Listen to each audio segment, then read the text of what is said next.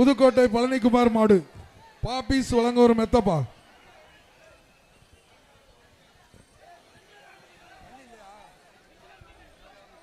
மாடு சீக்கிரம் அவுத்து விடுங்க.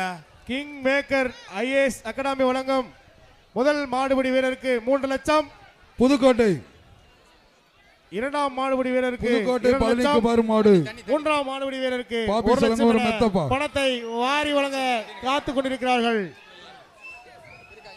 ஸ்கூட் கேஸ் இல்ல, சிறந்த மாடுபிடி வீரருக்கான முதல் பரிசு மாண்புமிகு தமிழ்நாடு முதலமைச்சர் அவர்களால் வழங்கப்படும்.